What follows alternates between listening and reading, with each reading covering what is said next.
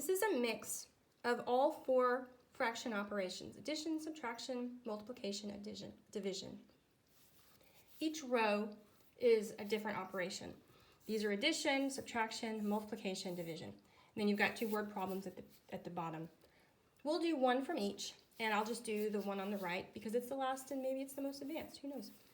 And then we'll do one word problem, and I'll save the other for you with maybe a little hint. There are different steps for each of the operations. For adding and subtracting, you have the same step. Multiplication has its own step, and division has its own process. So these two, it's like you've got 2, 3, 4 different processes to go through. Remember, with adding and subtracting fractions, you have to first have like denominators. I went ahead and wrote these out, and I wrote them this way because it's easier to do fractions like this, I think.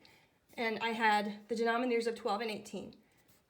And what I did to find the least common denominator was I wrote the first 3 multiples of 18, hoping 12 would be in one of those. And thankfully it was the second one. 12 goes into 36. So I rewrote my fractions with 36 as the new denominator.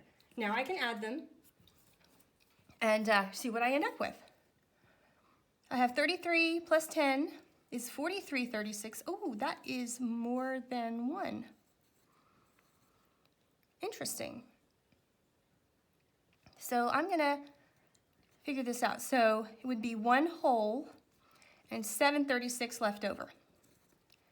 So the fractional part of this ends up being 1 and 7/36. Then we've got 8 plus 9 is 17. So now I need to put it all together. 17 plus 1 and 7/36 equals 18 and 7/36. That's my answer. Because when I added these, the fraction part, it was more than 1, I had to add that 1 to what was already the whole number part. Number 6, I set it up vertically. 4 1/6 take away 8/9. I figured out the least common denominator is 18, and then I converted both fractions to 18ths. If I have 3/18, I can't take away 16/18. So I'm going to come over to my holes, my 4 holes, and regroup. Think of it this way. I have 4 holes, 1, 2, 3, 4 holes, and 3/18. I'm just going to pretend those are 3/18. I don't have enough 18, so I'm going to take one of my 4 holes, and I'm going to chop it into 18ths. Pretend there are 18 parts in there. There, 18 parts. It's exact, you can tell. So that gives me 3 holes and 18/18. It's still 4, but I regrouped it. So I chopped that into 18 parts. But I already have the 3/18. So I'm going to join all my 18ths together. So get rid of that and stick it with my 3/18. So it'd be 18, 19, 20. So now I have 21/18. My. Okay. Back to 21/18. See, I've got 3 holes and 18, 19, 20, 21/18. So now that I have 21/18, I can definitely take away 16/18. 21 minus 16 is 5. And then 3 holes. That is not reducible or improper, so I am done.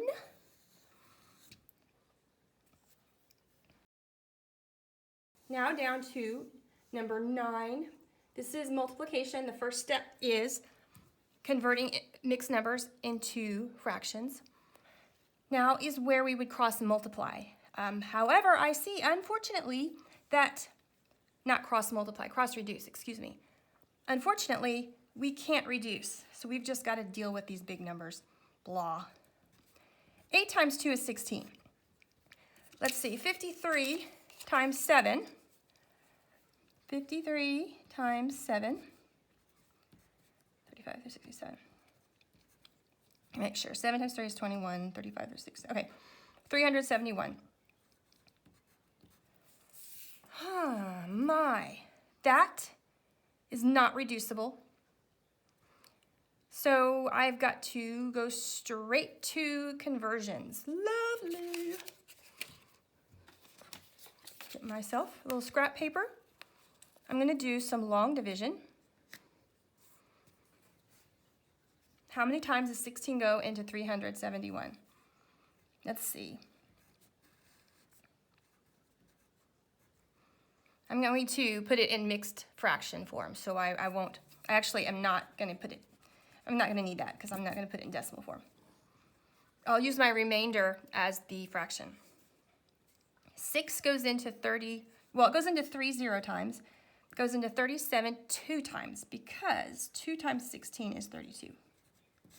Subtract, I get 5. Bring down the 1. You know. 6 times 3 is 48. Okay, it's going to be 3. 3 times 6 is 18.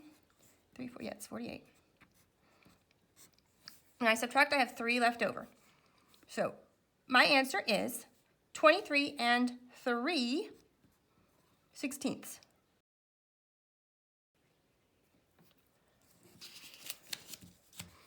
Let me write that over here. Equals 23 and 3/16. That was fun. Remember, I'm doing the most challenging ones with you. The others are not this challenging. I should have done the other side with you. So I did the first step of the division. I converted the mixed numbers into fractions. But there is no such thing as dividing straight across with division, with fractions, I mean. So we are going to change this to multiplication. When we multiply the reciprocal, it ends up being this, working out the same as division. So 17 thirds times the reciprocal. And the cool thing about this is I don't have to do much math at all because look at this, 17 and 17. Well, they both reduce by 17. 3 and 6. They both reduce by 3. So I end up with, isn't this awesome? 1 times 2 is 2. Bring down the 1. So the answer for number 12 is simply 2. Isn't that great? Take a moment and make sure you understand and I didn't go too fast. I apologize if I go too fast sometimes.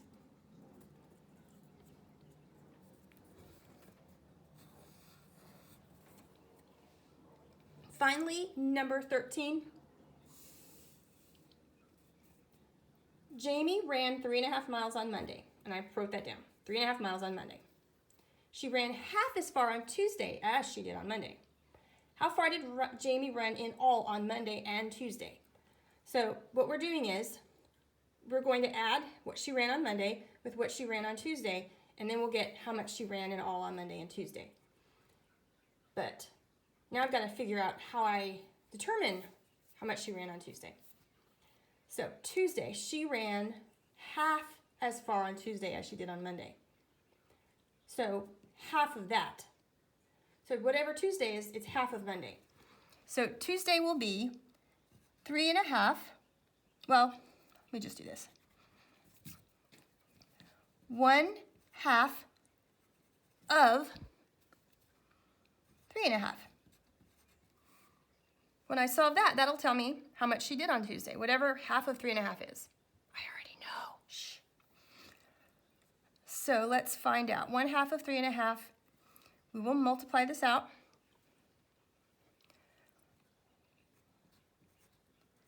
That would be 6 7/2. 7/4. When we figure that all out, that would be 1. When we convert that to a mixed number, 1 3/4. Therefore, I'm going to go back over here. I'm going to rewrite this. 1 3/4 on Tuesday. 3.5 on Monday. I'm going to add those 3.5 plus 1 3/4.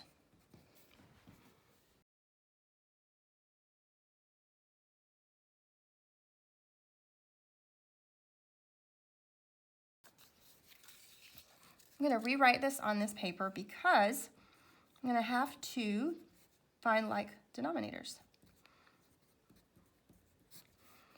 2 and 4. Oh, it's 4. So this would be 2 times 2, 1. 2 fourths plus 3 fourths is 5 fourths. Oh, we get to do that again. 3 plus 1 is 4. 4 and 5 fourths. Well, this right here is more than 1. 5 fourths makes 1 and 1/4. So we're going to add 1 and 1/4 back to our 4, which is 5 and 1/4. Back to here, 5 and 1/4. Basically what we did was we added Monday and Tuesday. There was a little bit of a process to find out how far she ran on Tuesday. But once we found out, we just added them together, and that's how we got the total. Look at 14. A 5½ quart pot is filled 2/3 of the way with water. How many more quarts of water can the pot hold? So you have this pot.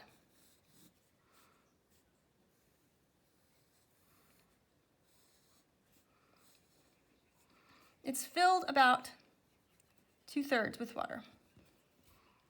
That's a little more than 2/3, isn't it? It's more like 3/4.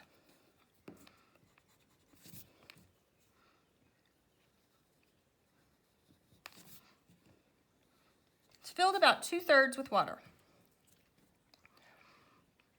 We want to know how many more quarts of water can the pot hold. So we want to know how much water is in that 1/3 right there. They're not asking how many quarts of water have they put in it. They're asking how many quarts of water can they still add to it. So what you want to know is how many quarts are in this 1/3 part. So listen to what I say. You need to know what is 1/3 of 5½ quarts. Remember what of means. Think carefully.